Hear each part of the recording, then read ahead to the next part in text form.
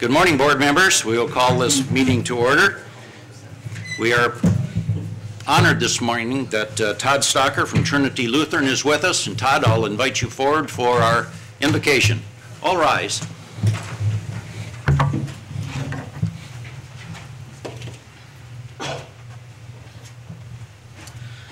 Thank you, everyone. Just really quickly, my name is Todd Stocker. I'm kind of the new guy at Trinity. Just been there since June, so it's great to be able to be here to give the invocation for the very first time. And so on behalf of Trinity and the Hudson Area Ministerial Association, blessings on you and your meeting.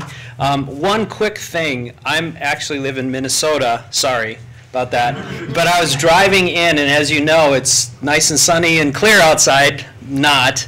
As I came across the bridge, there was a head-on, I believe it was a head-on collision right at the base of the bridge on the Hudson side, and it did not look good. So in your own personal prayer life, if you're a prayer person, be praying for that situation. They had the, I think it's called the fatality screen up, so not good, but I just wanted to throw that out as well. So on another note, let's go before the Lord and ask Him to guide us and lead us today. Let's pray. Father God, we thank you so much for your grace and your blessings that you give to us in Jesus. And before any of us were leaders, you recognized potential in us. You gave us gifts and talents to serve people, and that's what we're about as leaders in this community. Lord, for our meeting today, we ask, first of all, to forgive us individually of our sin. Forgive us as a team, as a board, as leaders, as a country, for going about things on our own agenda, going about things that serve us and not your people and you. So forgive us of that. And as the agenda unfolds this morning, we just ask not necessarily for knowledge first, not necessarily for answers first, but first of all and above everything, we ask for wisdom. Wisdom, God, that is so prevalent, that comes from you, as it says in Proverbs 16, that we make our plans, God, but you're the one who directs our steps. And so we lean on you, we trust in you. We know that at the end of this time that you have guided us. So grant us blessings today. Grant us joy in serving and give us the correct perspective. In Jesus' name we pray. All God's people said. Amen. Amen. Thank you. Join me in the Pledge of Allegiance.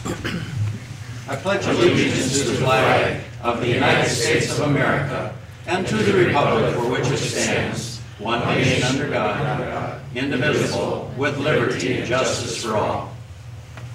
Thank you.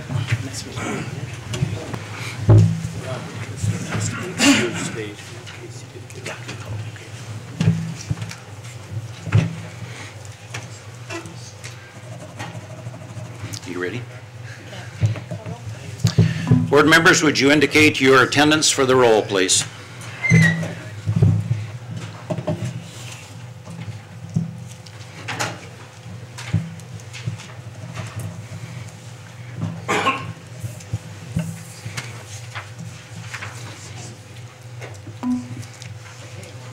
Three. 16 board members present. A quorum has been established. I want to interject just one quick item so that this can get passed around and doesn't get lost in the shuffle. Supervisor Schrottner, you probably have the attendance roster to also pass around. This is just a quick little sign-up sheet for those that might be attending the WCA legislative, regional legislative meeting on Thursday next in Eau Claire. All board members are certainly welcome to attend this. I would especially encourage the chairs of the standing committees to consider attending this regional meeting. It will set the legislative agenda, not only for WCA, but it will give some indication of some legislative priorities and opportunities for us. So if you would simply indicate if you're planning to attend, and then in an effort to try and minimize our mileage expense, I'm really encouraging us to consider carpooling. So there will be a group that will depart from the government center here at 7:25 that morning, and we'll stop in Baldwin at the Ag Center at 7:45 and then proceed on to Eau Claire. So if you are going to attend, simply indicate your name, and if you will join us at either of those carpooling opportunities, then just check that. So if you send that around with the other form, Travis, then it won't get lost in the shuffle.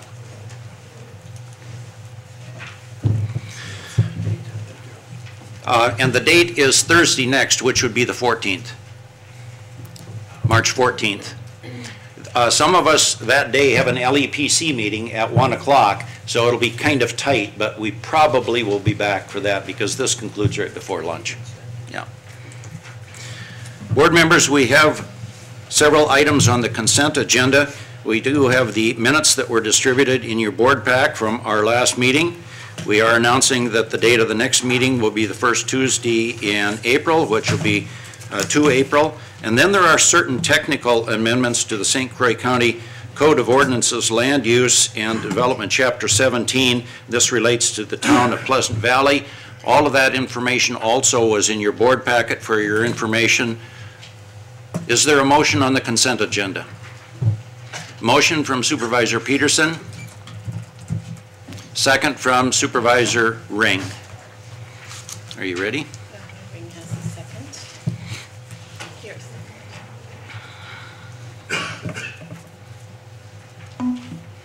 Ready? Yep. Proceed to vote on the consent agenda.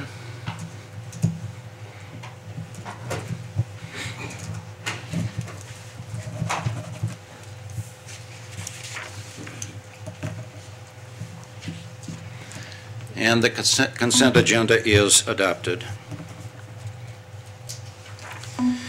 We have several presentations this morning, and I'm going to deviate from the order just slightly. We are honored this morning to have several individuals from local government here that we're going to recognize, and we're going to do that prior to the presentation that John Chiglow has, because a couple of those individuals do need to leave. Those that are able to stay, we would encourage them to stay, because the presentation from John Chiglow, I think, will be very illuminating and enlightening. But at this point, we do want to recognize some local officials, and Vice Chair Larson, if you would join me.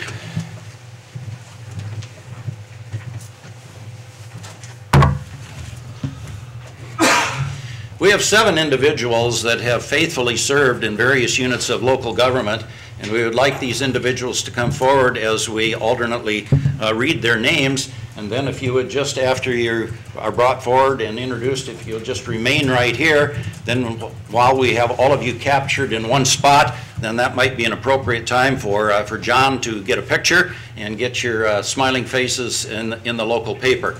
If any of you want to make any remarks, you would be welcome to do that, but probably it would be dangerous for us to get Tom Kaflish in front of a microphone, so we may need to yank him off if he does that. But all kidding aside, these are some wonderful people that have served faithfully in local government, and let's recognize them. Okay, the first person here is Chuck Peasy, Village of Roberts trustee. Chuck, if you'd come forward, and if once we get them assembled, we'll recognize them as a group, so we'll get them assembled up here, and then we'll do that. Congratulations. Thank you very much. Thank you. Our next individual is Steve Peterson. Steve is from the Village of Hammond, trustee in the Village of Hammond, and for those of you that recognize the name, Steve has some connection to this board through his father, and I believe Richard is your father, correct? That's correct. And this is my uncle. Yes, he's going to be next. Congratulations. Next person here is Ken Peterson from the town of Hammond, chair for 34 years.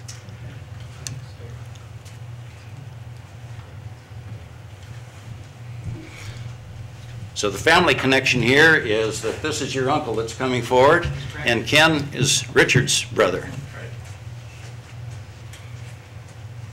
Ken, congratulations.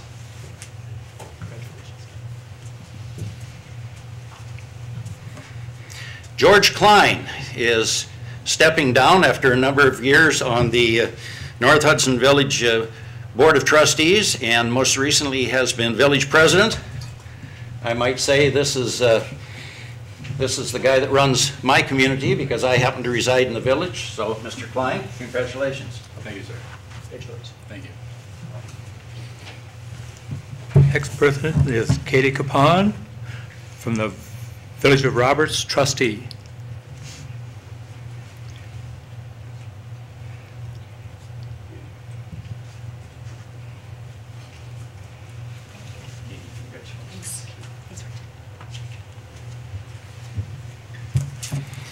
The aforementioned individual who is now being recognized is Tom Kaflish.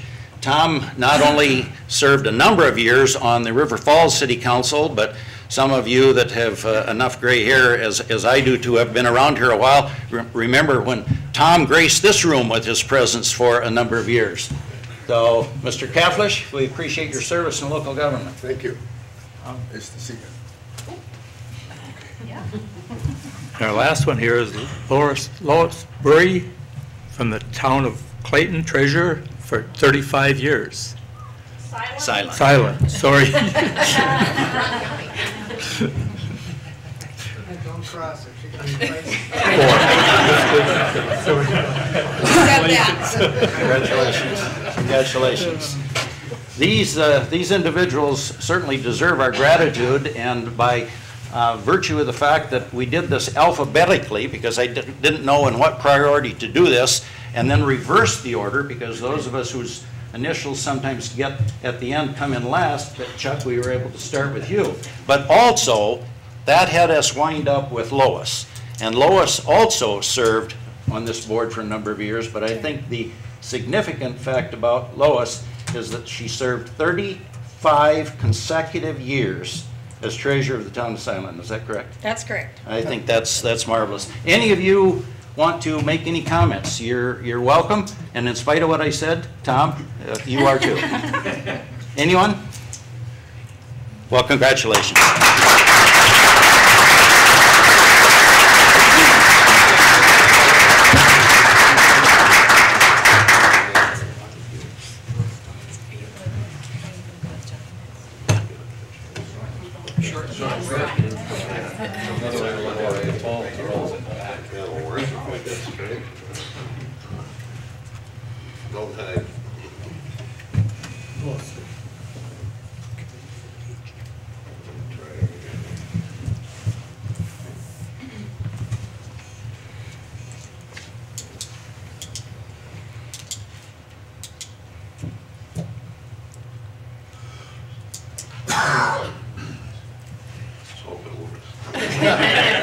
And again, thank you all.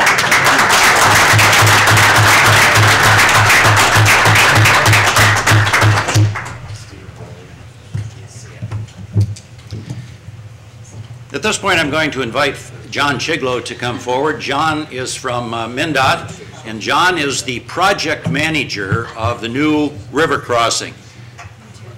In the news just over the last couple of days, there have been a couple of announcements as far as contractors. John can bring us up to date on that, but I've gotten to know John over the last number of months through the work of the coalition as we've met with not only MnDOT but WISDOT. Unfortunately, John's counterparts from WISDOT are not able to be with us today because they had a conference, I believe, in Wisconsin Dells. Yeah. But we're real pleased to have John here because he's the overall project manager, and he can bring us up to date on the progress of the project itself and what we can look forward to. And it's with great pleasure, John, that I turn it over to you. Welcome. Well, thank you, and good morning. Thanks for the opportunity to come and present to you today. Unfortunately, I think Wisconsin DOT is not able to be here. I think they would be able to provide you a little more detail onto the elements that are affecting the Wisconsin approach work, but as a partner in this project, the Minnesota DOT is taking the lead in the project. When I was announced as the project director last year, one of our first discussions is how we're going to manage the entire project, and it was quickly decided that the Wisconsin DOT would manage all the approach work on the Wisconsin side, and Minnesota DOT would manage the bridge and the Minnesota approach work. A lot of what you'll see today, some of what you'll see today, is details around how we're managing the Minnesota approach work, but I'll have details about the bridge, and I'll have a few details about the Wisconsin approach. But at any time during the presentation, please feel free to ask questions. I would rather get to the questions that you have than for me to talk for 15 or 20 minutes and not really answer your questions. So if you have questions, please feel free to ask. Obviously, you know where the location is. We really broke, when you look at what we have currently ongoing on this project, we have, under this project, we have many contracts. And over the years, I think we've had close to and probably over 130 different contracts to progress this job to where it's at today. We have been designing the bridge for some time, and we have been, we're making some progress, and I'll talk a little bit about that. Wisconsin is in the process of starting the acquisition of their right-of-way, and they're beginning the design process as well.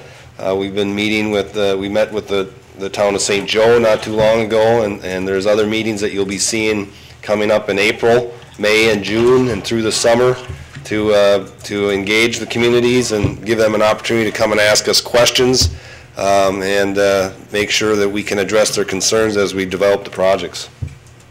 So this is the Minnesota side, obviously. On the Minnesota side, it's reconstructing Highway 36 and Highway 95. On February 15th, we had our first letting for this contract, and it's a $52 million contract. It's a design-build delivery method, something that Minnesota's used quite a bit. We ultimately selected C.S. McCrossin out of Maple Grove in Minnesota, and they are, we're in the process of verifying their contract documents to get to a point where we can award a contract or execute a contract. And so this contract is anticipated to start in April and be completed in the fall of 2014. As I mentioned, it's Highway 36. We started this selection process, really the procurement process, in August. It was really a two-step process.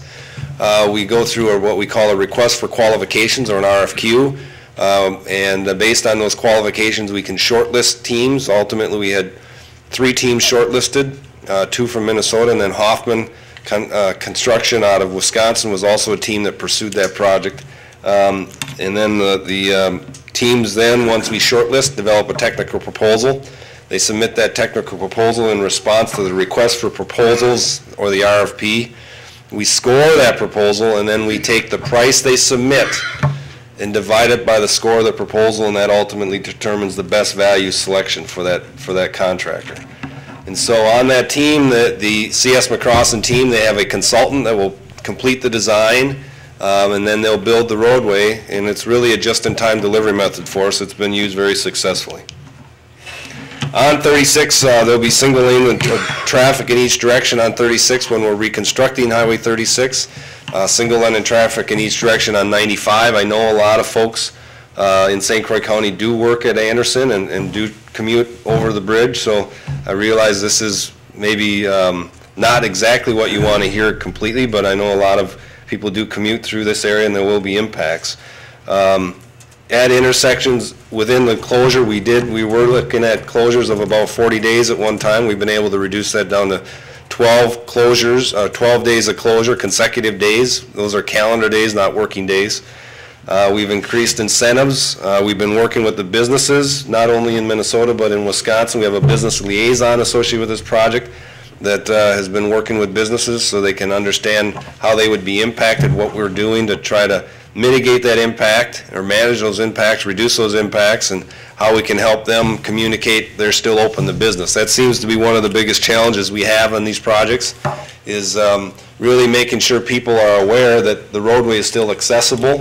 People can still get to those businesses along where we're reconstructing these roadways, and that's one of our focuses in our communication effort, is to help those businesses communicate in a way that makes sure that residents are aware that, yes, they're still open for business and they can get to them in a comfortable way. A lot of people just want to avoid what we're doing on our roadways, and so one of our communication efforts is just to make sure people are aware that it's a drivable surface and accessible roadway.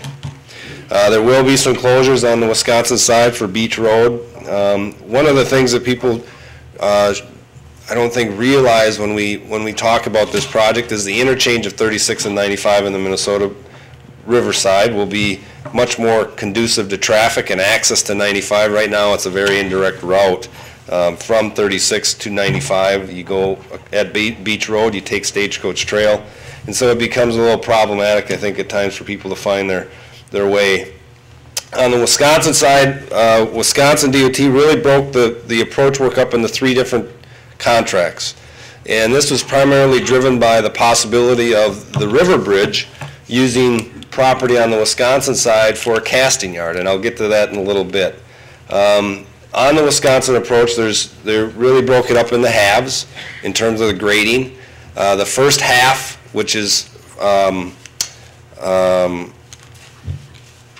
from the river bridge to the interchange, County Road E, I believe, they are planning on letting that in December.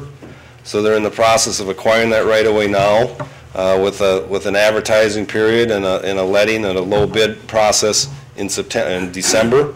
The other half from County Road E to existing 65 is planned to be let in the fall of 14, with the third contract, just paving, to be let in the fall of 15, with all work completed in the summer of 16. And so the first two contracts are really all the grading work, some bridge work, and that last contract is all the paving work for the main line. And so all of that work will be done and ready when we're ready to open the bridge in the fall of 16. Other contracts, when you look at what we're doing in terms of mitigation for this project, there's about $26 million in mitigation associated with this project. There's some large funds that are being created. There's a fund that's being created with St. Croix County on helping identify ways to really mitigate the growth that might occur as part of this bridge and look at the planning associated with it. There's a bluff preservation fund that's been created. There's a lot of different elements that are being funded through this project to help mitigate environmental impacts or impacts associated with this project in general.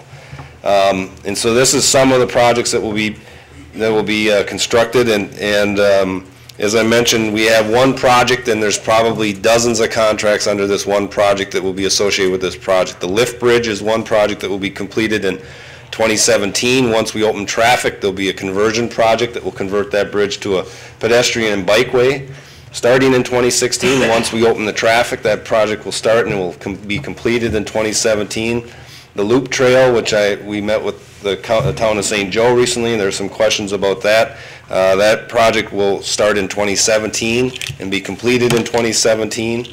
And so there's a lot of different activities. There will be a lot of smaller contracts for smaller contractors to pursue, not just the large ones that the large ones can pursue.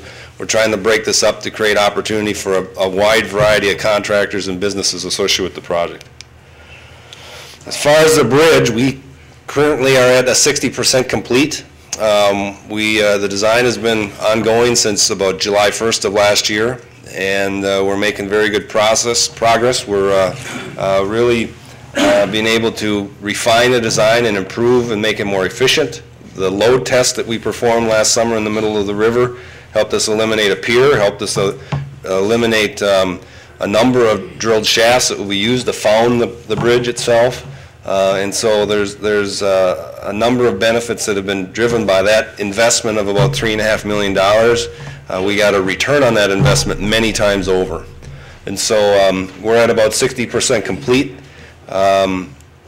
We have decided, Wisconsin and Minnesota are working together very closely on this project, and we've decided that the concrete structure you could really construct it in a couple of different ways. You could cast it in place, or you could do a segmental approach like we did on the 35W bridge. We felt with the river and the environmental issues associated with the project that a cast in place structure was not as advantageous, and so we decided to use a segmental concrete box girder structure. And the segmental concrete boxes are precast, and that's what I had mentioned earlier, and that's why Wisconsin advanced half of the grading work to accommodate a potential staging area for a casting yard in the Wisconsin side. Just to give you an example of the scope of this project, the 35W bridge, which I was a part of, had 128 segments, varying in size, that we used to build the center span. This bridge will have 900 segments. The largest of those segments are about 42 feet in width. They're about 18 feet tall and about 10 feet long. Long meaning the direction of travel along the bridge. And they weigh about 150 tons.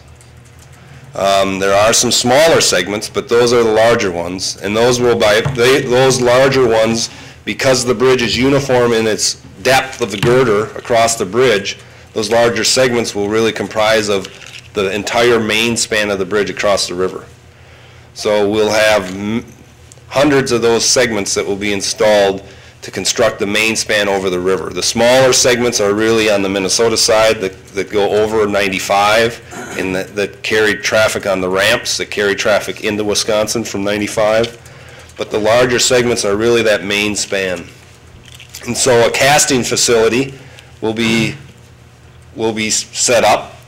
We anticipate a letting for this contract in September of this year. After that, you'll start seeing work on the Wisconsin Bluff side and on the Minnesota approach in the wetlands area to construct the foundations and get ready for the pier construction over the winter. But you'll also see off-site somewhere, when you'll be hearing about it, I'm sure. There'll be a lot of interest in it, a casting yard that will cast each one of these 900 segments. And I anticipate that starting maybe a year from now, about a year from now. There'll be some time to get that casting yard set up. There's a need for them to develop plans for us to review and manage, so we manage the accuracy of how they go about developing those segments. But that casting yard will be one of those significant elements that will be off-site, out of sight, kind of off-site, but yet out of sight, that people won't be realizing other than through the media and other avenues to communicate the progress that we're making there. Once each of those segments are cast, we anticipate in the spring of 2015, all casting will occur starting next year at this time through the following summer, through the following winter, and in the spring of 15 is when we start anticipating installing these segments. And that installation of those segments will go on for the next year and a half.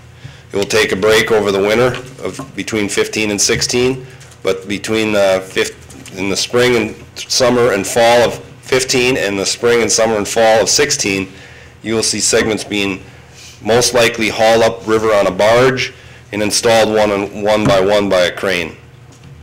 And so there'll be a lot of activity on the river.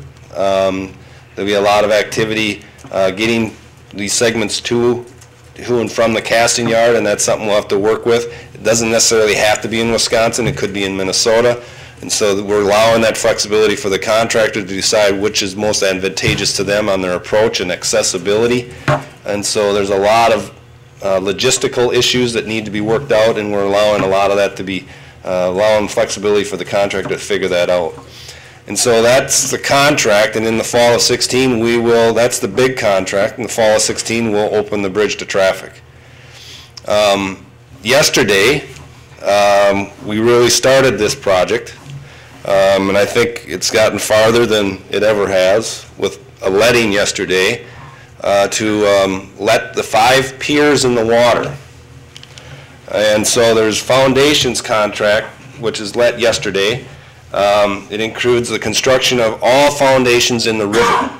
And we did this because one of the more challenging elements of building a bridge like this is building it in the river in the elements that are underwater. It's very difficult to see. There's more complexity in the inspection. We have to have more advanced inspection processes that we do use to verify the quality of the work. And so there can be variability, that it's not very easily seen in the bedrock or the river bottom. And so we let this contract yesterday ahead of the remaining portion of the bridge. So we broke the bridge into 2 contracts. And this contract is the first contract. It is the 5 piers in the river. It builds the foundations of the river. There's 40 drilled shafts that are 9 feet in diameter, about 120 feet long, 130 feet long is the longest. They'll vary. From that point, they'll get a little shorter as you get towards the shoreline. They do get shorter, but there'll be 8 of those drilled shafts per pier. And then we'll build the foundation over the top of those shafts, and we'll build a starter segment of the piece of a pier that will extend about 15 feet out of the water. And then that contract is done. Once it's completed, the drilled shafts, those 5 foundations, and those 5 starter segments of the piers that contract is over. We'll let the second contract in September, and the remaining elements of the bridge, all the approach spans, all the approach foundations, and all the superstructure will be constructed under that second contract. So it was a way for us to manage the risk, more effectively. If we've incorporated incentives into this first contract to encourage the contractor to complete the work this construction season. They are allowed by contract without penalty to complete the work next June, but we have included incentives, about $3 million in incentives for them to complete the work this construction season. The benefit is that they are out of there. Access to this project is very challenging. It's very limited. And so having one less contractor in there with all these activities would be advantageous to the second contractor to get them started. And the ability to get the work started on all elements of the bridge next spring, building the piers above that starter segment and all the approach piers is a big advantage to completing that project in 2016. And so the contractor that was selected is a Wisconsin contractor. They're Edward Kramer and Son. They've done a lot of work for us in Minnesota. I'm very familiar with them. I'm confident we're going to get a good product out of them. And they're very anxious to get started. And we anticipate that work starting in April as well. And so you'll be seeing a lot of work in the river. The 5 piers, I suspect that all 5 piers will be constructed at one time this summer, all at the same time. There'll be work occurring on all 5 of them at the same time. So the area through where through the corner of the bridge along the river will be congested. We've been working with the Coast Guard. We are required to maintain a channel of 300 feet in the middle of the river when we do have types of congestion, and we'll probably establish that pretty early so that boaters know very well where a safe route for them to cross our construction zone will be. And so this is something that, as I mentioned, all of this work with the incentives, we're trying to get that work completed this summer and allow that next contractor to get in there and get off on a good start. So this just gives you a visual. This is looking upriver. To the right is Wisconsin, left is Minnesota. It gives you a visual of the 5 piers in the river and how they're spread across the river. In our original design, in our preliminary design, there was about a 450-foot, 480-foot span, and now it's about 600 feet. So you'll see barge flotillas with cranes on them, staged at each one of these piers potentially in the river, and then at the middle span, this is where we're anticipating there'll be a 300-foot corridor for boat traffic, river traffic.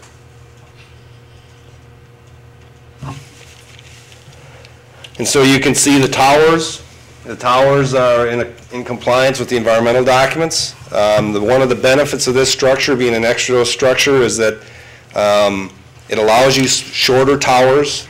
The ability for us to build this bridge without the towers extending above the bluff line was an important aspect of the environmental concept.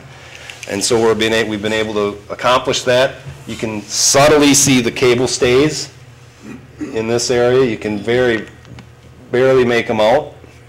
The cables also accommodate a longer span length for a concrete box girder structure like this. It's a post-tension concrete box girder, meaning when each one of those segments is installed, we'll have, on 35W, I want to say it was an 1.5-inch rod that was stretched through the segment, and then they are nutted in. There's a nut that ties them in place, and then you post-tension that to keep it in place, and then you string cables, either 18 or 27 cables in a bunch through ducts, and then you post-tension those cables to support that bridge, and that really provides the backbone or the spine of that bridge and the structural element of that bridge.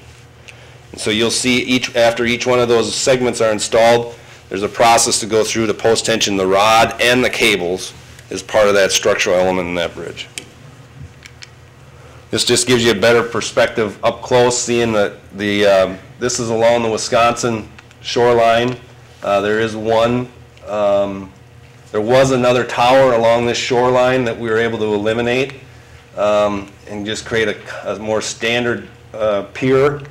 And this is one area we've been working very closely with the Wisconsin DNR to develop construction methods to protect the bluff and prevent erosion along the river because of our operations. You can see the bump out here is part of the visual quality requirements of the contract for looking upriver. There'll be a National Park Service sign that will be mounted in the middle of this to allow visitors, people using the bike and pedestrian way along the upstream side of the bridge to look upriver and understand what they're looking at. The pedestrian and bikeway is only located on the upstream side of the bridge. There is not one on the downstream side of the bridge. Public outreach. This is a very critical element of our project. Wisconsin is very much engaged in this, along with Minnesota DOT. You'll see more outreach starting up this spring, probably in late April. Last summer, we had a series of meetings. We were able to come to some town celebrations. We like to do those types of things. We participated in the Washington County Fair last year to try to give people opportunities, as many opportunities as they can to find our information. It's not always easy. We have a lot of website data. There'll be email blasts. There'll be Twitter feeds. There'll be Facebook accounts. There'll be a lot of different multimedia opportunities for people to stay connected with our project, but we still feel this face-to-face element of our project communication plan is critical.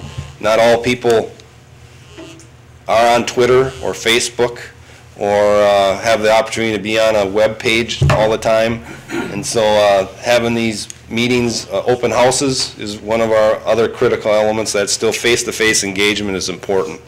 And so you'll see more of that.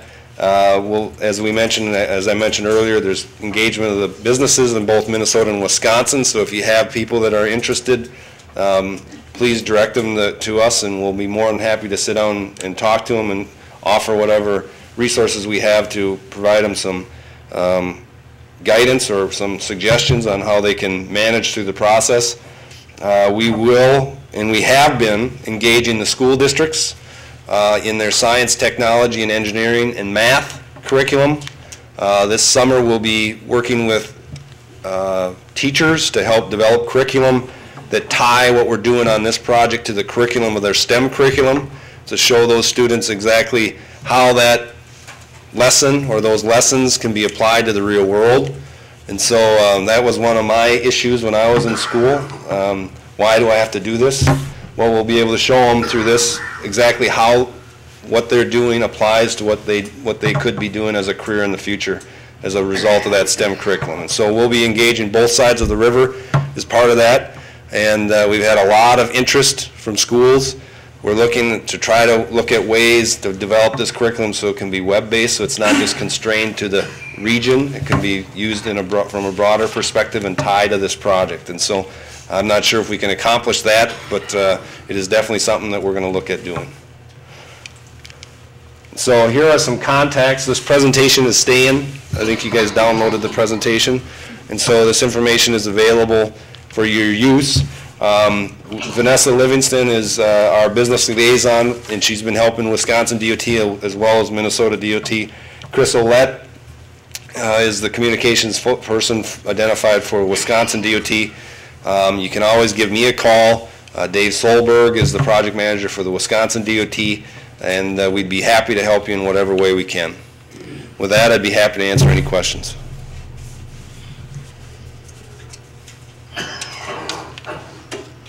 Okay. Any questions at all? John, you did a marvelous job, apparently. You just were speechless. Well, that does not happen very often to this group. I'd be happy to come back, and I think Wisconsin is sorry, or they apologize for not being able to be here today. And I talked to Chris last night. We'd be happy to come back in the next month or so and give you another presentation. There'll be more information to be. Appreciate it. So thank you very much. Thank you very much.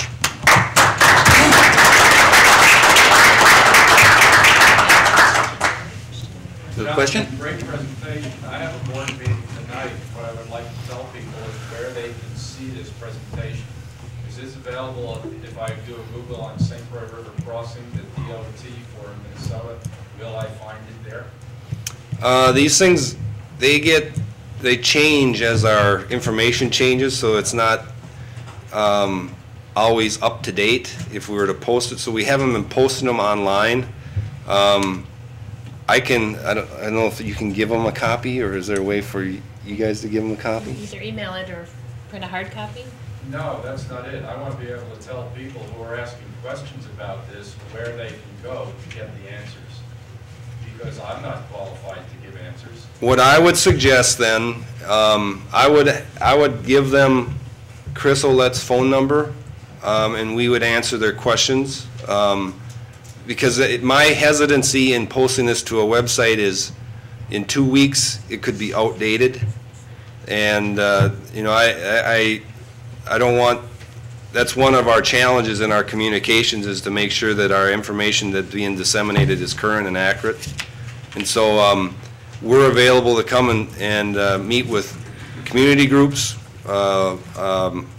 boards, councils.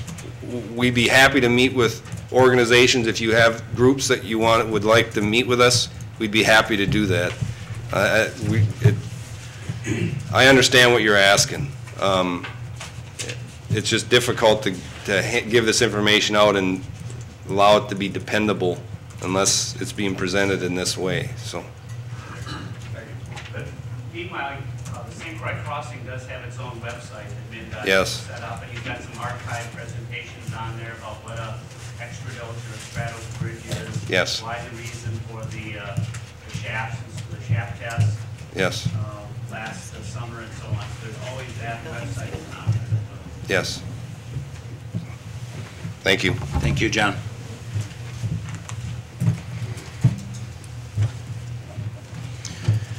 We have two more presentations, and these tend to be more internal, so I'm going to turn these over to our administrator for a presentation of a couple of additional milestone awards. Thank you, Mr. Chairman, members of the board.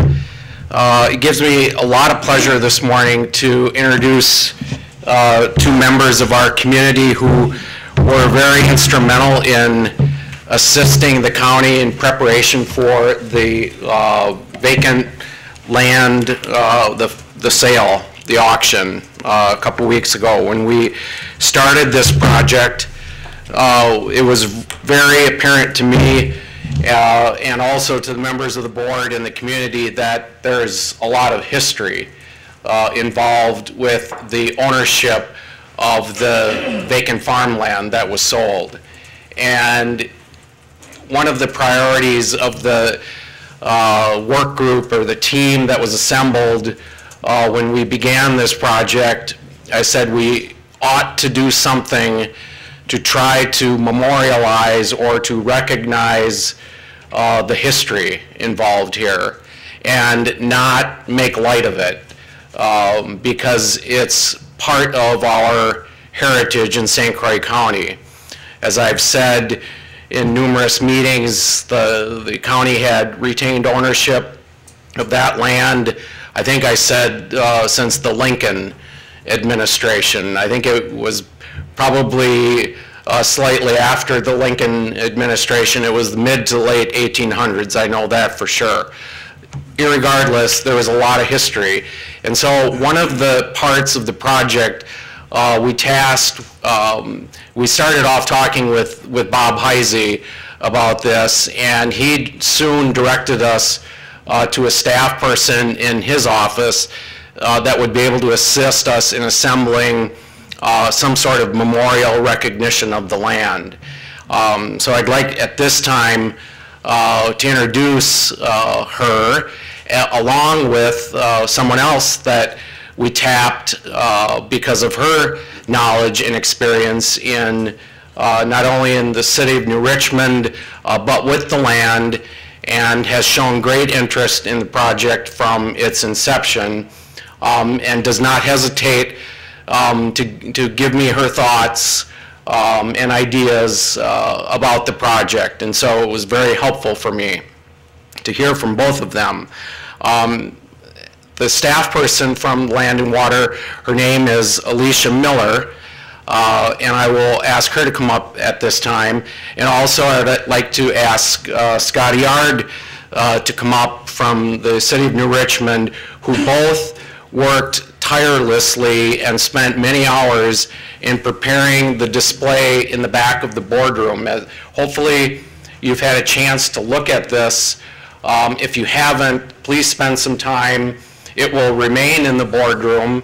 And then there's also a portable display that we took out to the auction, and we've had at other meetings as well regarding this subject matter. So it took a lot of time and effort, a lot of research on these two ladies' part to assemble this, and we appreciate it greatly because it did take time and effort, but the way you've displayed it is very professional, and I think it denotes the importance that the county places on the history and the heritage of that land.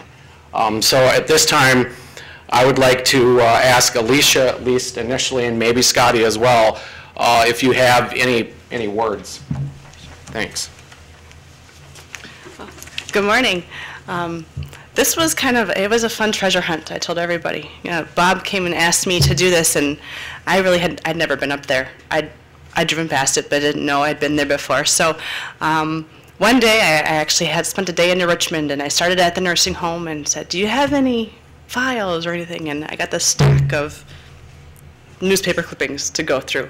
And as you can imagine, with the nursing home, there were lots of different issues. So I divided through that. And like, okay, I have a start, because I didn't know where to start. And then I stopped at the library, and the library, actually, they have a book back there. They let me borrow the book. I don't have to check it out. No, you can put it in the display. Yes. I was very excited. So, okay, good, awesome. So then I got done with lunch, and I went to the Heritage Center, and there was more at the Heritage Center than I could put up there.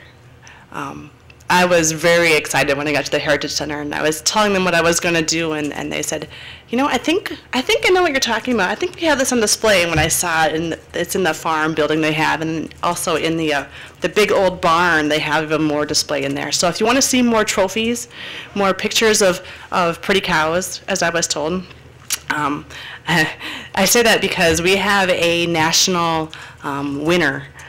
Her name was St. Croix County Lad Nina, and she is on the dairy cow, the Holstein registry, and unfortunately her picture is not in there, but she was a national winner, and I had to ask our egg county agent, what does this number mean? And he said, it means she's a pretty cow. Like, oh, okay, now I know, she's a pretty cow. Okay, that's good to know. So yes, we have a very pretty cow in our midst, and all those cows back there came from our line, and for a government agency or a public agency to have this kind of influence was pretty important. Everybody in Wisconsin knew the St. Croix County herd if you were around during that time period. So it was a pretty strong historical. It was really fun to get out there and look at the stuff, and I encourage you to go back and read through some of the articles, and if you want more, I have more stuff too. My biggest find though was finding the registry. So that's back in the display on the bottom there. That's the actual registry of the Holstein, of the herd, and that was pretty exciting for me. So, thanks, Pat, for this opportunity. Thank you, Alicia. Scotty? Thank you. Good morning, everyone. It truly gives me great pride in knowing someone like Alicia, and knowing that she is working for the county and took this project and ran with it. It was as though she was part of the land. So our forefathers saw straight to create the county farm as a means for residents of the then St. Croix Asylum for the Chronically Insane to have productive work, to take pride in what their lives were. We are now moving into a new direction. You as supervisors And we as citizens are going to go forth, and we're going to continue the legacy that was started for us in 1847 when this was first spoken of in the state. And although many are saddened at the sale of the land, it was sold to a darn good farmer, and that we can take pride in. If we work together, we will move forth. The legacies that we see in the cases, the history that this county has, will continue. Thank you. So Alicia and Scotty, on behalf of the county administration and the St. Croix County Board of Supervisors, I'd like to present each of you a plaque of appreciation for the time and effort that you spent on putting these displays together, and I appreciate you coming here this morning, both of you. So Alicia, here's yours. And Scotty, here's yours. Thank you. And I think John will take a photo too.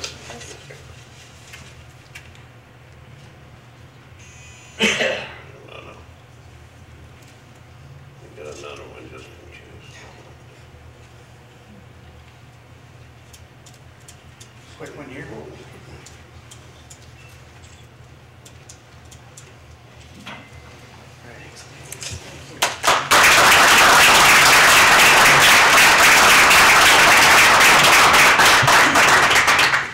I think you can tell how much it means to these ladies and to all of us when there's tears, and that means a lot. So thank you, Scotty, and thank you, Alicia.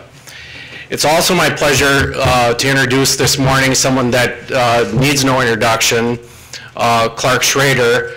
Clark is the director of the facility in New Richmond that we have a sheltered workshop. He's been out there how many years, Clark? 29. 29 years. And his operation was recently recognized and awarded the Small Business of the Year from the New Richmond Chamber of Commerce. And Clark is going to say a few words to us this morning regarding St. Croix Industries and the work, the great work that they're doing out there and the recognition that they received recently from the City of New Richmond Chamber of Commerce. Clark, welcome. Yeah, I've been at St. Croix Industries for 29 years, and obviously you can tell I started in second grade. So it's been a long tenure for me. So we've been members of the New Richmond Chamber for the past 4 years. As we noticed, we wanted to be more integrated into the community. And we feel this is beneficial not only for the clients of St. Croix Industries, but also for the community.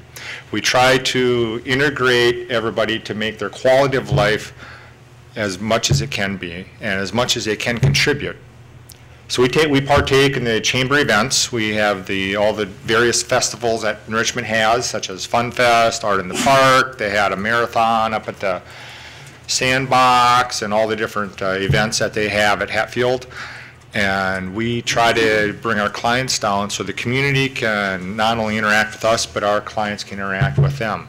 And we are truly honored that New Richmond Chamber chose to honor us as the Small Business of the Year this year. And it makes us great pride in my staff in all the work and the dedication that they put into it. We have, I have a picture of one of our clients. We did this presentation yesterday at HHS. So those of you who were there yesterday, I apologize for reiterating this. But this is Janet, and Janet has been with the Center-Based Work Program for 20 years now. It is her 20th anniversary being here. And she takes great pride in the work that she can do. And the reason I kind of highlight this is Janet, you may look at Janet and think Janet maybe have a difficult time finding productive work. But Janet can read. And one of the great tasks that Janet does is she goes through, we have a mailing operation, we mail a couple million pieces a year of mail out for premium subscription gifts. 90% of our population can't read, but Janet can. And so what Janet does is she goes through and highlights the labels with a highlighter to say, here's where you need to make a bundle. And then the people that can't read can do that. Janet is a great asset to our program, and she takes great pride in her work every time there's a list to prepare for everybody else, because she's not only contributing to the operation, but she's helping people that have lesser abilities. And so part of the operation that we have at St. Croix Industries is we pair up people that take jobs and separate them into tasks that are simpler so that everybody can have part of the success of doing something productive and feeling the pride that all of us feel in doing something productive during the day. So I want to just thank you for supporting St. Croix Industries and being part of the mission of St. Croix Industries. It's been there for 39 years, I believe. It was established in 1974 by the Unified Board at the time. So we're looking forward to celebrating our 40th anniversary next year. So, Thanks, Clark.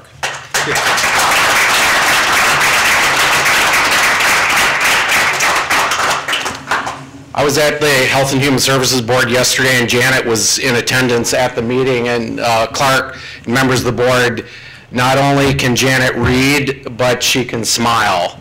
Yeah. And when she was presented that recognition, and Jeff Holmquist was there to take her picture at the Health and Human Services Board, a huge smile on her face, and that's one happy lady, and I think it's because of the work that is being done out at St. Croix Industry to make Janet and her friends out at the facility smile day in and day out. So thank you, Clark, very much. That's all I have, Mr. Chairman. Board members, we have two appointments this morning that do require board confirmation. The first appointment is to the Indian Head Federated Library System. The term that this would be replacing was our former colleague John Mortensen, and John chose not to be reappointed. And so we have a person, I believe from Glenwood City, I believe is her address, is that not correct? That was interested, and her credentials were verified, and so we have appointed Judy Achterholt, I hope I pronounced that correctly, to Achterhoff? Say it out loud. Achterhoff. Can't get the out there. To this position, and this does require board appointment. So Chair would entertain a motion. Motion from Supervisor Peterson and a second from Supervisor Schrottner.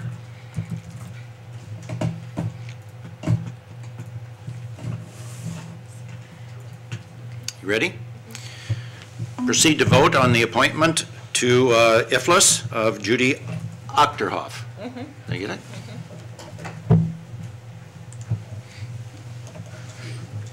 The honorary German, Mr. Chairman. Unanimous. And the appointment is made unanimously. The second appointment, and Administrator Thompson, Yes. do you wish to introduce? I would if he was here, but he got caught up in traffic traveling from Minnesota. Okay. So Mr. Williams is not here this morning. He was in attendance at the Health and Human Services Board meeting yesterday and was introduced to members of the Health and Human Services Board. Mr. Williams will be the new nursing home administrator. His name is Jack Williams. He graduated from the University of Wisconsin River Falls with a bachelor's degree in business administration and political science. He attended the University of Minnesota for healthcare administration and the Humphrey Leadership Fellow Institute. Prior to his many years in the healthcare industry, he had 17 years in the private sector in commercial banking, followed by 17 years in healthcare management, including critical access hospital, rural health clinics, and nursing home administration. He has 20 years experience in governance, including local school board, local and state and small mutual fund board. He is a licensed nursing home administrator in the state of Minnesota, Nebraska, and Wisconsin.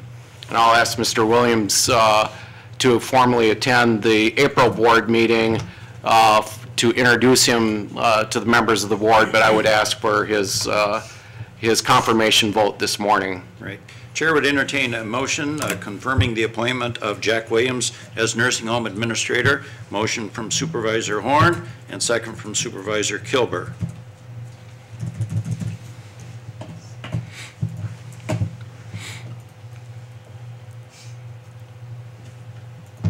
Ready? Proceed to vote.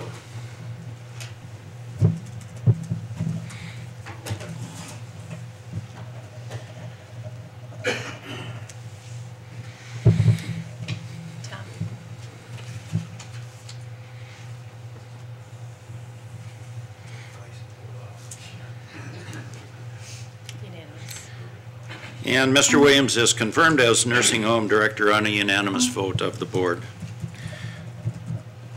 Prior to moving to the county administrator's report, just a matter of quick personal privilege, I too would like to thank Scotty and Alicia for the display that they did in the back. One of my very few qualifications is that in spite of the fact that I am a retired banker, I still consider myself a farm boy at heart, and I grew up with registered Holsteins in southwestern Minnesota.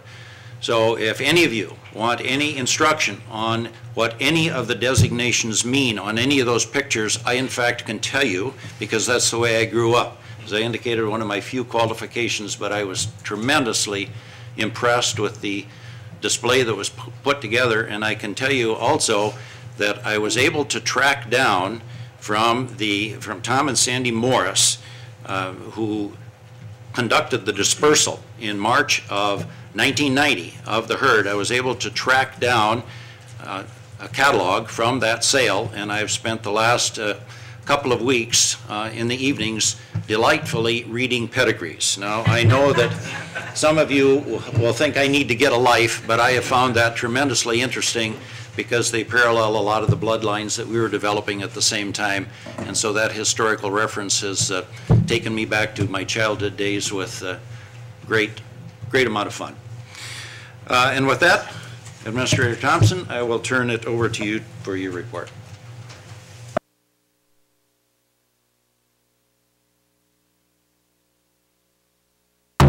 Thank you again, Mr. Chairman, members of the board. Before I begin my report on the land auction and capital projects update, just a quick reminder that we sent out an email to members of the board regarding a committee of the whole meeting scheduled for March 19th at 1 o'clock in the afternoon. The purpose of that meeting will be to review revisions to the board bylaws, rules and bylaws. This is an annual process that the board goes through to review and update its own bylaws. The Committee on Administration is the oversight committee for the rules and bylaws. They have had an opportunity to review the changes and have recommended those changes be forwarded to the county board. We could have done it today, but it was in a discussion with the chairman of the board. I had recommended that we bring this before a committee of the whole so the board can spend a little more time going through the revisions. There really isn't anything too significant in the changes, but there may be questions and there may be others. There may be, if you spend some time reviewing the bylaws, which you should, I would recommend it. There may be other ideas or suggestions that you have for revisions to the bylaws, and it will give us an opportunity to meet as a board and discuss these in a little more detail than it would if we brought a resolution here this morning and then we would, it's a little more formal. So the informal discussion on the 19th will be important. We'll also, at that meeting, be discussing preliminary results, and I emphasize the word preliminary, of the citizen satisfaction survey that went out. We do have results of that, and the deadline it's not here yet, so we're still getting surveys returned. And hopefully between now and the 19th, the staff will have a little time to assemble these and make some sense of it so that we can have a preliminary discussion with the board regarding the citizens survey and the results of that. how that will be used is that as we embark on completion of the, and I shouldn't use the word completion because the strategic plan is not something that we complete, but it lives on. It's a living, breathing document, but it is subject to review by this board. And so hopefully we get information back from this survey that will lend itself towards the strategic plan of the board. And as we move forward, we will decide whether or not our strategic plan is still relevant or if it needs to be tweaked or modified in any way. So we will begin that discussion March 19th. It certainly, that discussion will be ongoing throughout the year as we get more survey results back and we dig more into the strategic plan and what kind of impact that might have on it. So that'll be a good meeting. Hopefully it works for most of your schedules. This morning, I'd like to update the board on the land auction and capital projects update. This is an ongoing project, and a lot of these, or several of these slides in this PowerPoint have been reviewed before, but we're going to go through them again and update the board where things stand in terms of the land sale and auction and the capital projects that the board has approved that the proceeds of the sale be allocated towards. And so we wanted to have a brief discussion about that this morning. As you will see, the next slide. I can do it. Yep, thanks. This is a picture that you've seen before. This is a breakdown of the parcels, the 6 parcels that were sold a week ago Saturday, and the price per acre, and the total price.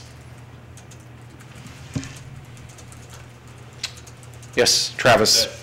That's the total price as it is, or is that discount the? No, this slide is another breakdown of the parcel numbers, the number of acres involved, the price or bid price per acre, and the total price, total proceeds of 3.5, the negotiated sale commission of 4.5%.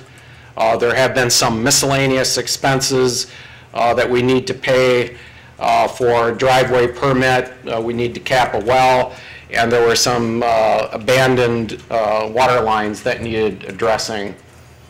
So that's a breakdown of the proceeds.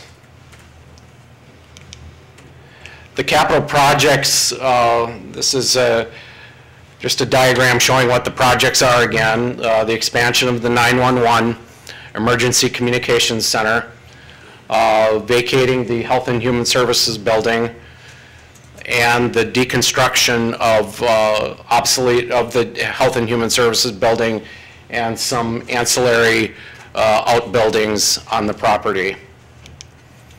The expansion of the Emergency Communications 911 Center is underway. We had an RFP for the architectural services.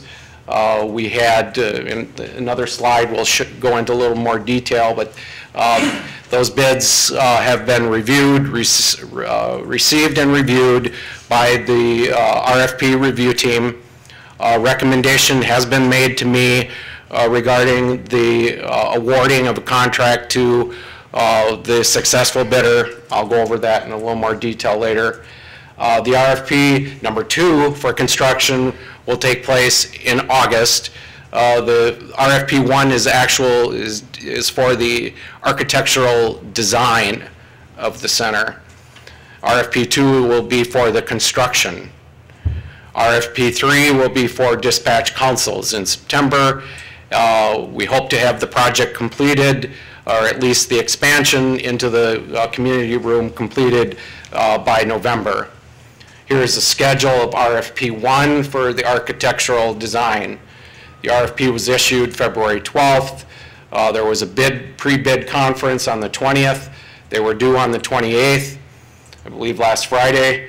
The selection committee met yesterday, reviewed bids, have made a recommendation to me regarding their recommended preferred vendor. The members of the selection committee included representative from this board, Dave Osnes, Supervisor Osnes, the director of the center, Casey Swetlick, Terry Anderson, his chief deputy, and Steve Bonneman, who is our lead technical guy on the project. As I said, five firms attended the pre-bid conference. We received two proposals, two strong proposals. The selection committee has recommended that we award the project to Wold Architects and Engineers based on their level of experience in designing similar centers in Washington County, Ramsey, Hennepin, numerous emergency communication centers, EOCs throughout the state of Wisconsin and Minnesota. Their cost that they bid was 7.5% of the total construction costs. The second project is the vacating of the Health and Human Services building. One of the parameters that I'm working with the team assembled to work on this is that, and I've mentioned it to the board, that we need to make sure that we're looking at existing county-owned space prior to signing any leases for leased space, because it will be expensive. And so we need to make sure that we're doing a good job of looking at what we currently own and how it could be modified for county use. And so we're going through that process as we speak to define what units, what work units in Health and Human Services could be moved into existing space. And so we're doing that. We're also looking at temporary leasing of 3 to 5 years for those work units, those employees that we will not be able to utilize existing space for. The use of existing space is important. We're looking at the Baldwin Ag Building. It is readily available, the space there. It has the least impact on the existing occupants. There's plenty of first floor expensive real estate that is being used for storage. We have ample space in the lower level, the basement of that facility, for storage. So we've had meetings with the federal government, we've had meetings with all the departments that work in this facility, and they are, as we speak, finding ways to reduce the amount of square footage for storage on the first floor of the ag building. I've had preliminary dialogue with the federal government, who is a tenant in the ag building. Their lease currently has expired, and we're on a gentleman's handshake agreement working under the former lease. And so I've reached out to the federal government. We've had good dialogue on their space needs in the facility, possibly working with them to reconfigure the space that they currently lease from the county, and also using plenty of first floor space for storage. And so we're working with them to move some of their material to the lower level. We're looking at moving at least 2 work units from the Health and Human Service building to the Baldwin facility. Approximate, and I use the word approximate, but we're looking at space for approximately 30 to 40 Health and Human Services staff. And we feel, based on reconfiguring space out there at not a huge cost, there will be some cost to do that, we can utilize, make efficient use of space in that facility for 30 to 40 staff people. And that's considerable when we're looking at 125 to 130 total employees that we would be signing lease space for. If we can accommodate, and we believe we can, 30 to 40 of those staff, you're going to reduce, or we will reduce, the cost significantly. And so we're spending the time to do that, to make sure that we get it done right. There are pockets of space, and I use the word pockets of space, in this facility, in the government center, which with some shuffling or moving departments around, we will try to create more efficient use of space in this facility. That will have a higher impact on offices. It will involve more cost and more time. But we haven't lost sight of the fact that with some shuffling of offices, we may be able to utilize space in this facility a little more efficiently. But it will require more finesse because it's easier to do that kind of work out in the Baldwin Ag facility than it is in this facility. But we haven't lost sight of that. Yes, Buck? Suppose the calculation is a comparison of the cost to remodel and relocate spread over 3 years versus the cost to rent. Correct. That's part of the calculation. Use of existing space. The nursing home has storage space in the lower level. We will be utilizing as much of that space as we currently can. There is a facility on the healthcare center property.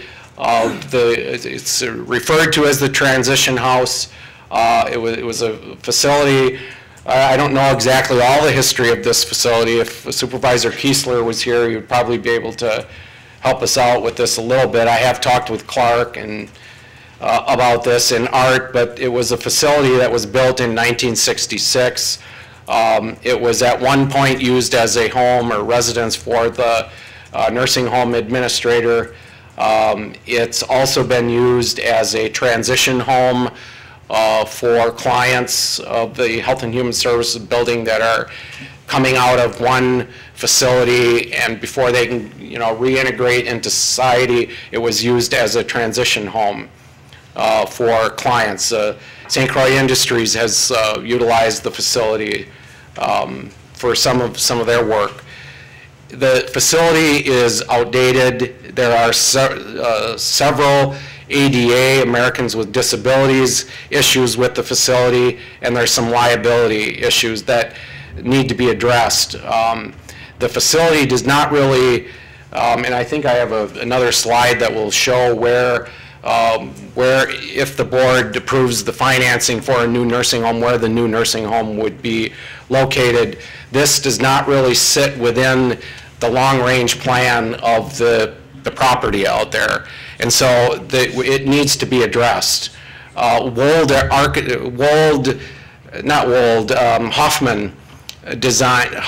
Engineering, who has been hired to do the remediation of these facilities, will also look at this building and give the county a little more direction or advice or their recommendation on whether or not the facility can be relocated, if there's interest in doing that, and how it might fit into the future needs of both St. Croix Industry, the future nursing home, when and if it's built, and a decision will have to be made. But the facility itself has some issues, and so it's not a slam dunk that this would be worth moving to somewhere else on the property for future county use, because it has severe limitations.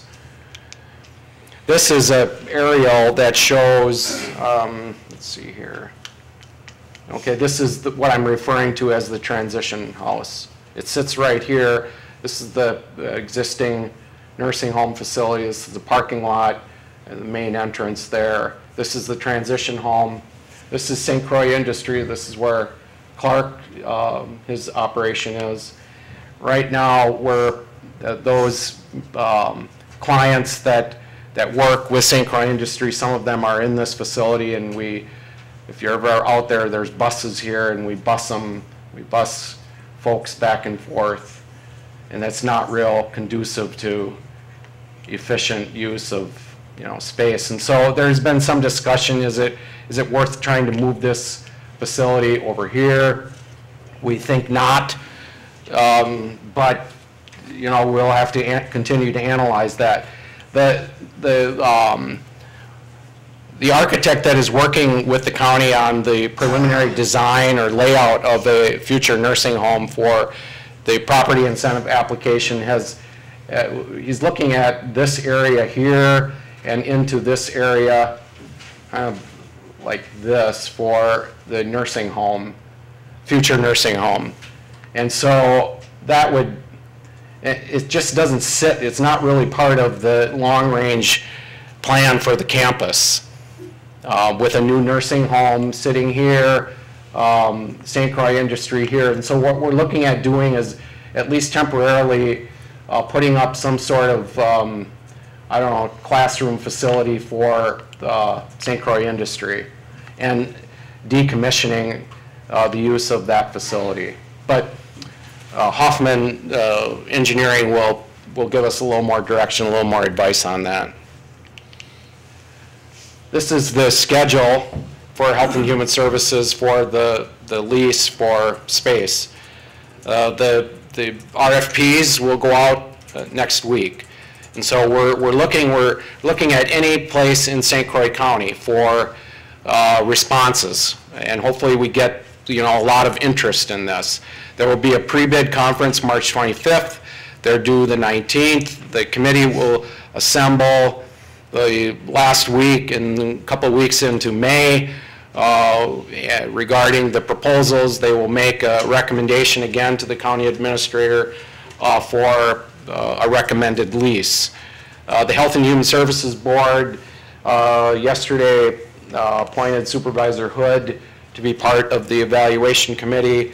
We'll have members of the administration, IT, and finance involved as well to staff the committee.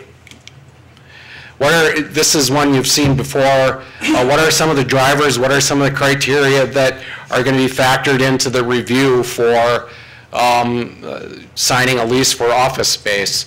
It needs to be, and it's the center, there needs to be strong IT connectivity for telecommunications and for IT infrastructure. It needs to have access, or at least electronically, but some physical access as best as possible to medical records. We'll look at, its accessibility to the courts, to the legal system, and then also financial, of course. But those are, like we say, all efficiencies will be considered, and that's kind of a tagline that you're going to see and hear a lot of, because we need to make sure what we're doing is efficient and cost-effective and smart decisions for the taxpayer, because that's their foot in the bill for this. Yes? I can't remember what EHR stands for. Electronic health record. So it's part of medical records, and it's a huge project that this board approved funding for, significant funding in the capital budget for this year to move completely into electronic health records. And huge project, costly, ongoing. You're going to hear a lot about it.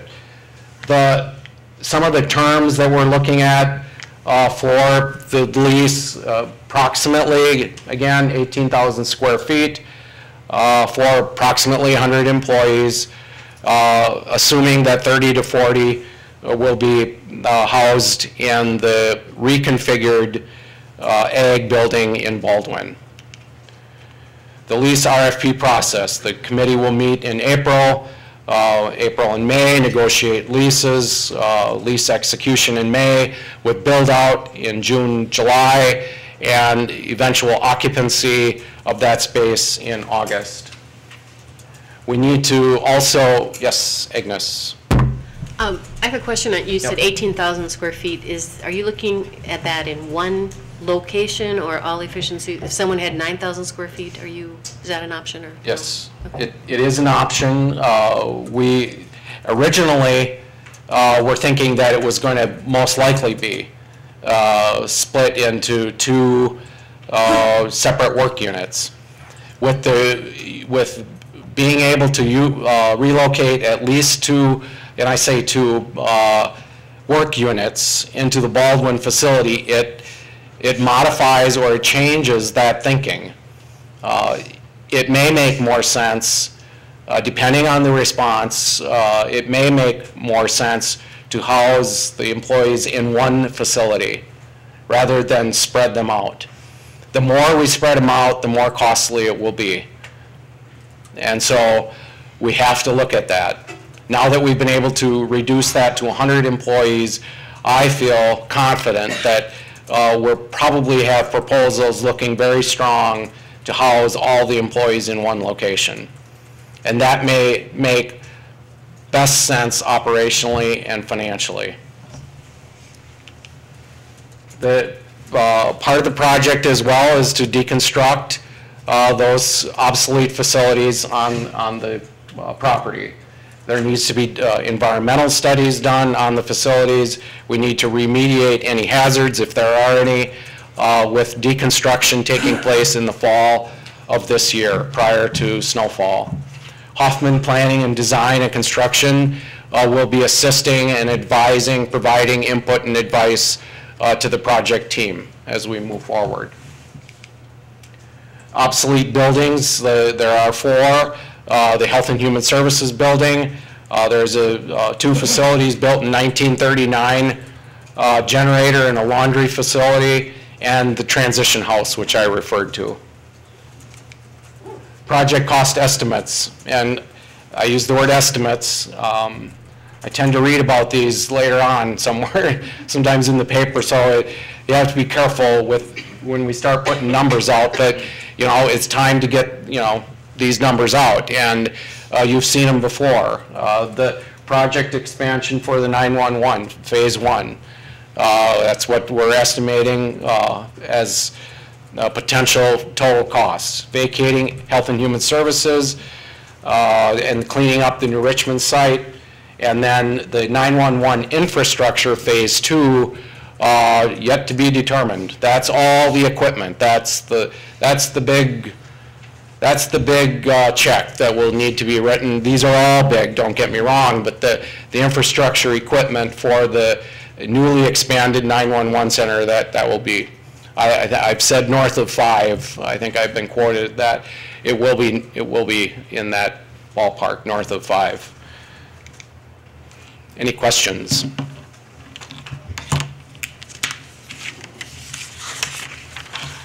All right, I guess that means what? At this point. I silenced them. So anyway, it's going well, and I appreciate the work of Supervisor Osnes and your volunteering, Supervisor Hood, to sit in on these project review teams. It's important as we move forward. But if any of you are interested in any of these projects and you want to get involved in more detail, or if you're just interested, you want to know more about it, please call me, visit me, stop in. I'll go over these in any amount of detail that you want to. This is just kind of a very high-level review of the projects, but there's a lot of good work being done by the staff to staff these. Casey and his group, and the Fred Johnson and his group. I can't say enough about the work that's being done, but it's really important that the board, because the resolution that was approved said as directed by the board, and so you need to be hands-on. So if you like these reports, if you have suggestions how to modify them in the future, let me know. Thanks. Thank you. Board members, I direct your attention to the annual report from the Veteran Service Department. I believe it is at page 47 in your data packet. I hope you have had a chance to review that. Are there any questions for Merlin with respect to the annual report of the Veteran Service Department. Supervisor Schrottner. Is this a come forward, Merlin, question?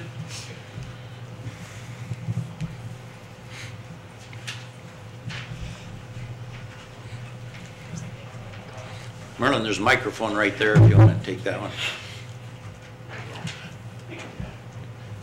I saw in under your issues, concerns, and restraints that the ADRC is helping you out 2 afternoons a week. Would it help you? But it doesn't seem like that's enough help. Would it help you more if they were able to help out more? Where's the issue? I think that that Brad and his folks over there are doing. I think that's what they have available. So I think that we'd probably be stretching his mission to get accomplished what they need to do if that went any further than that. So, but again, it's a reception type thing versus a secretary type. So, and it does help. So. Is the receptionist part-time or full-time?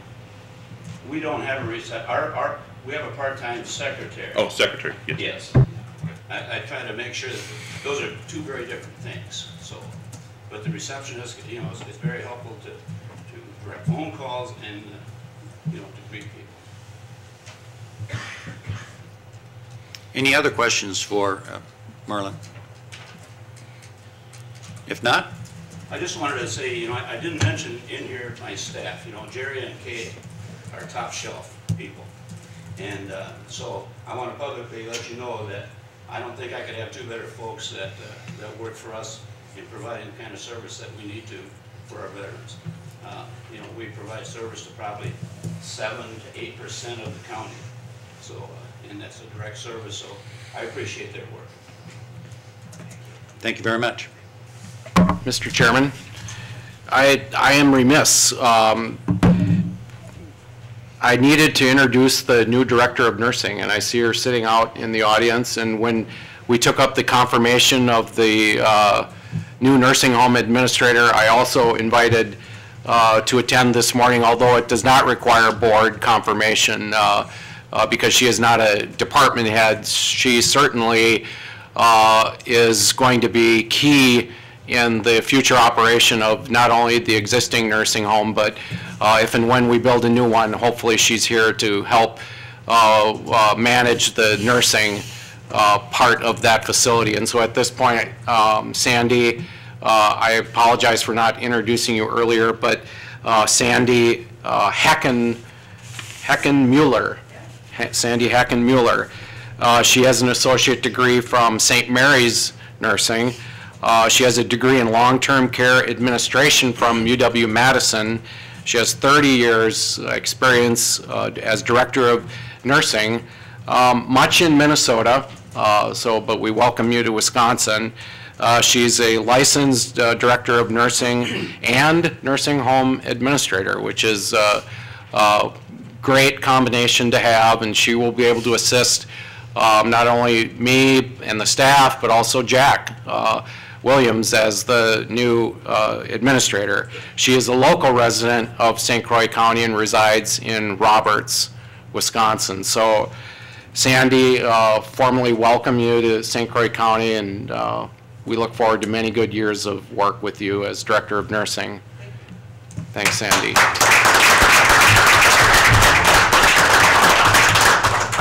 Thank you, Mr. Chairman. Board members, here's what I think is an equitable plan to proceed. We have one resolution dealing with the all-hazard mitigation plan. I'd like to complete that item, and then prior to going into closed session, we've got some people that will need to exit. At that point, we'll take a break and then get ready to go into closed session. So if that does not meet with any objection, that's the way we'll proceed, and we'll deal with the resolution then in front of us as far as the all-hazard mitigation plan. This is a resolution that comes to us from the Public Protection Committee. It is a resolution that is adopting the all-hazard mitigation plan for St. Croix County, and to bring it in front of us, Chair would entertain a motion. Motion from Supervisor Larson, second from Supervisor Brinkman. And the floor is open. Any comments or discussion from the parent committee with respect to the plan?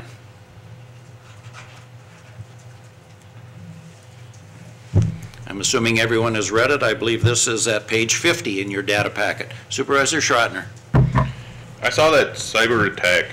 I don't know who to direct this question to, but I saw cyber attack is in the mitigation plan, and I just have a basic question of, have we been subject to that? Because it's kind of highlighted in the news recently.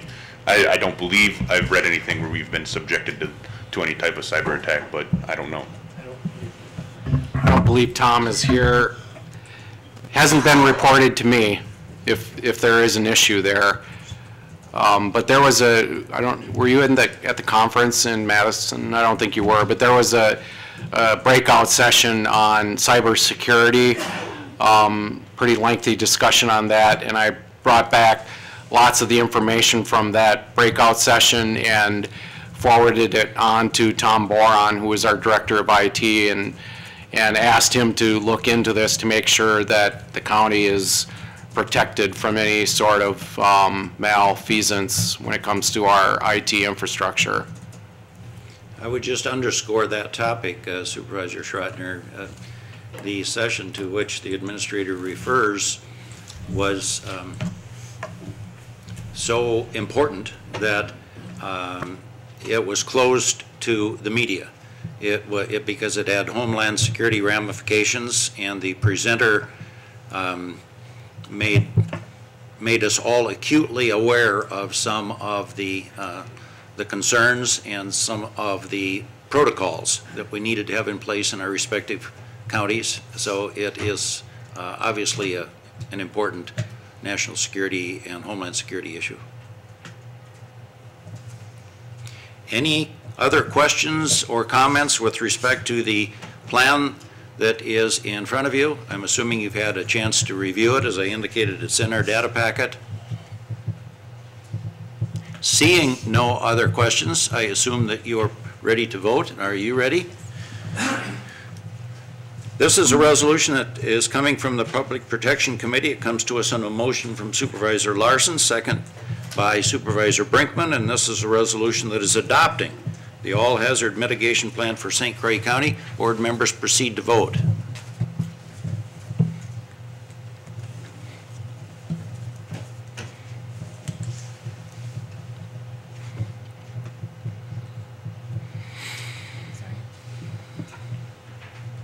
And the resolution is adopted. At this point, we will stand informal for a period of 10 minutes.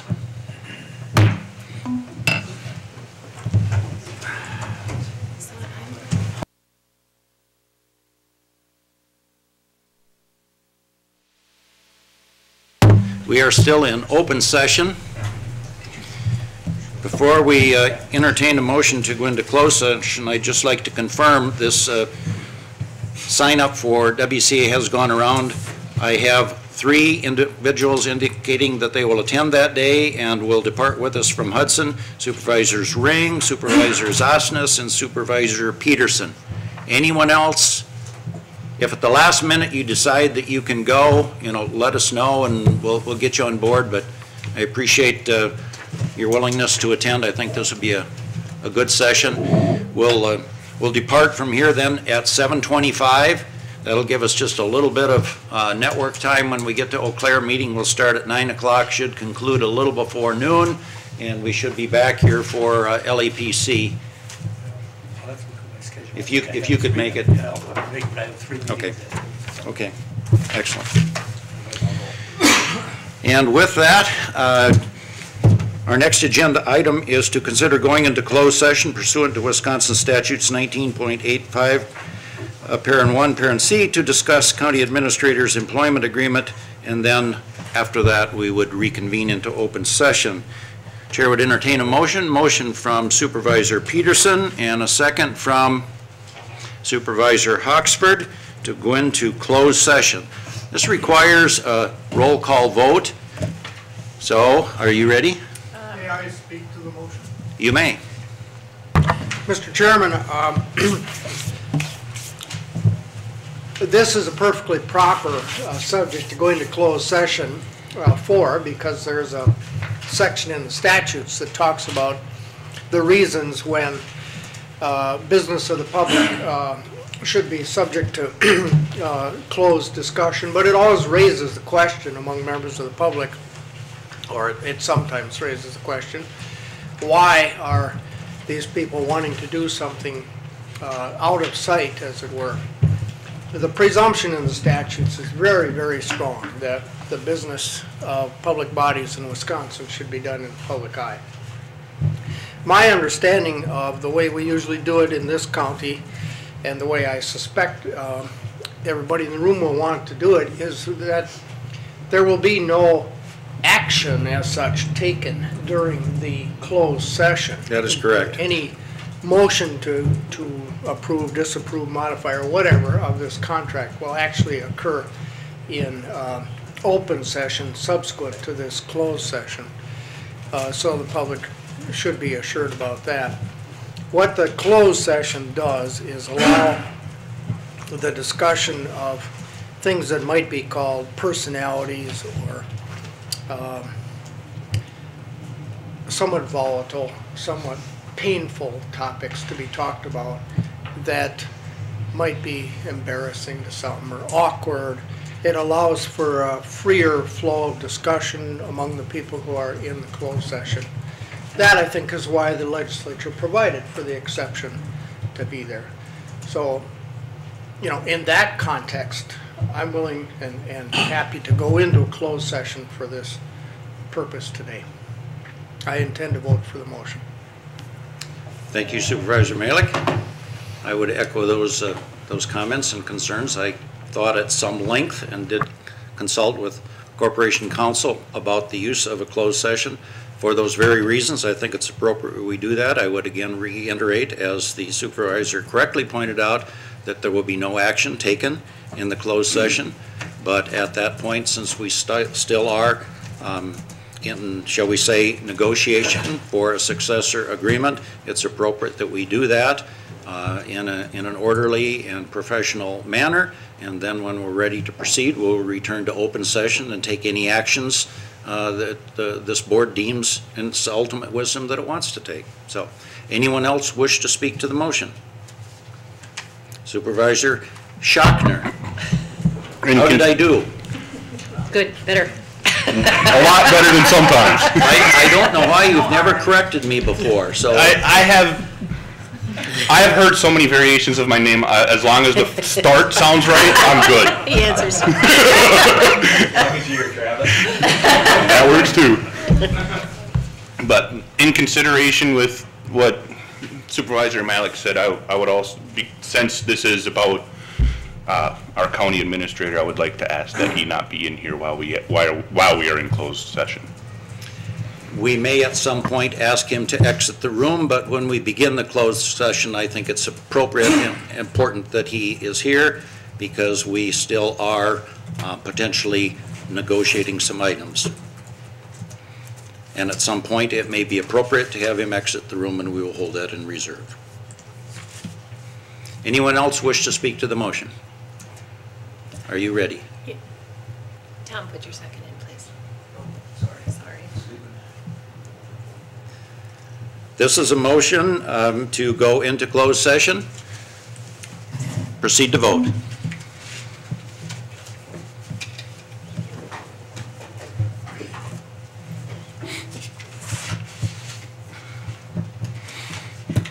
And the motion is adopted.